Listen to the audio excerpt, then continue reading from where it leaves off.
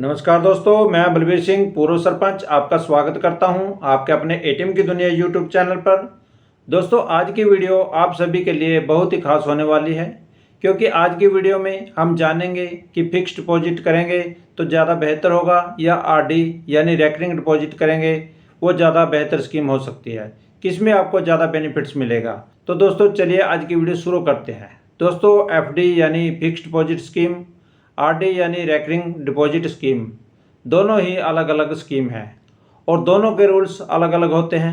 बैंकों की बात करें तो बैंकों में जो फिक्स्ड डिपॉजिट होती है वह 3 तरह की होती है। जैसे एक होता है स्पेशल फिक्स्ड डिपॉजिट स्कीम, दूसरा होता है टैक्स सेवर स्कीम और जो तीसरा होता है वो होता है नॉर्मल एफडी, हम सभी करते हैं, यह स्कीम होती है। पोस्ट ऑफिस की बात करें तो पोस्ट ऑफिस में जो आपको एफडी मिल जाती है, एक टाइम डिपॉजिट होता है जिसमें 1 साल, 2 साल, 3 साल और 5 साल के लिए आप एफडी कर सकते हैं।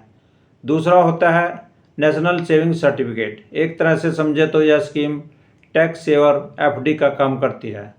दोस्तों, फिक्स्ड डिपॉजिट का मतलब होता है एक लमसम अमाउंट को हम एक निश्चित समय के लिए फिक्स करते हैं। आप चाहे बैंक में करें या पोस्ट ऑफिस में।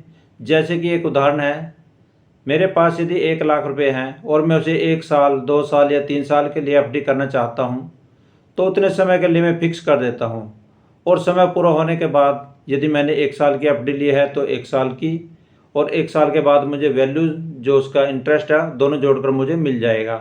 इसे ही फिक्स्ड डिपॉजिट कहते हैं। यदि आप इसे बैंक में करते हैं या पोस्ट ऑफिस में करते हैं, दोनों जगह आप इसे कर सकते हैं। बैंकों की बात करें तो स्पेशल एफडी की स्कीम जो होती है वो ज़्यादा इंटरेस्ट मिलता है उसमें।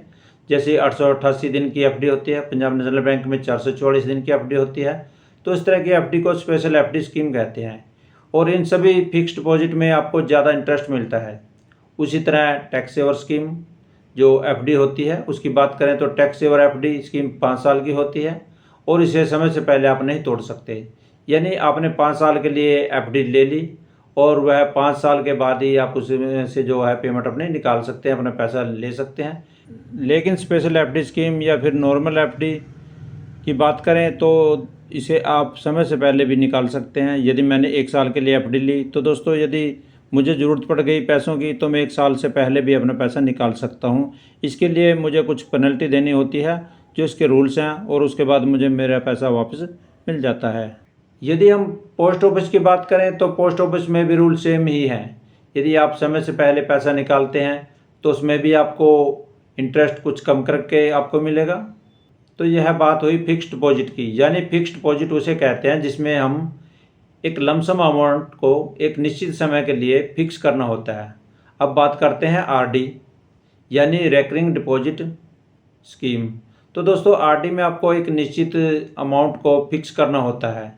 जैसे कि यदि मैं 1000 रुपये का आरडी अकाउंट ओपन करना चाहता हूं, तो मुझे हर महीने ही 1000 रुपये जमा करने होंगे। यदि पोस्ट ऑफिस में मैं आरडी अकाउंट ओपन करवाता हूं, तो पोस्ट ऑफिस में आरडी 5 साल की होती है, तो मुझे 1000 रुपये प्रति महीने के हिसाब से पूरे 5 सालों तक उसमें जमा करना होगा। इसे ही आरडी कहते हैं।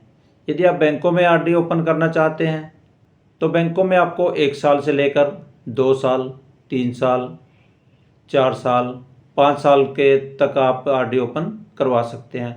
लेकिन जो पोस्ट ऑफिस में होती है आरडी वो 5 साल की होती है। तो आरडी आपको समझ में आ गया। आरडी में आपको एक निश्चित अमाउंट फिक्स करना होता है और उसे ही आपको हर महीने जमा करना होता है।